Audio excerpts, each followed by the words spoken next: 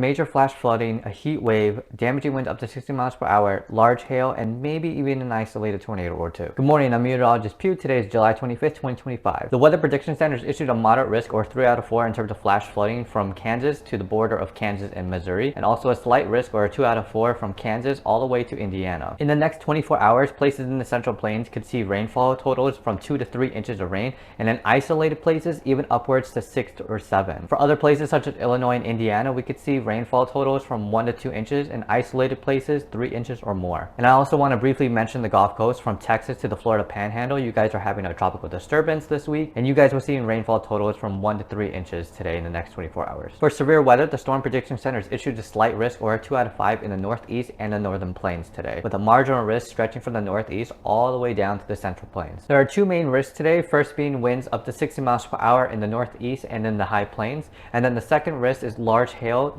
specifically for the northern plains, and maybe an isolated risk in the high plains as well. There's also a risk for a small spin-up tornado in the northern plains and the central plains. Okay, looking at time frames, starting with the northeast, we have some isolated storms upstate that's going to travel southeast, and we could see some stronger storms by 18Z or 2 p.m. Eastern time. For the central plains and Midwest, you guys are already seeing convection from last night, and this is going to continue all morning and afternoon, but things are going to start ramping up unfortunately around 18Z or 1 p.m. Central time, and this is going to travel northeast throughout the afternoon, evening, and even overnight into the next morning. Looking at 500 millibars or midway through the troposphere, shortwave troughs is going to be the biggest theme for this. And all you got to know about shortwave troughs is it's basically an embedded trough within a trough or a ridge. And that's going to do two things for us. First off, in association with shortwave troughs is generally higher wind speed. And we can see that with all three of these locations, is that we have higher wind speed, which is going to bring good shear, which is going to tilt those updrafts and prolong these storms that do develop. And because these isobars are bent just a little bit and these winds aloft generally follow parallel to these lines, it's going to allow a spin, or what we call vorticity, and that's going to give spin to the updrafts, which is going to promote upward motion. Looking at the surface, we have a cold front stretching from Nova Scotia down to the northeast, and that's going to provide a lot of good surface lift for this area. And then from the northeast to the central plains, we have a stationary front, and this is the reason why we're having constant convection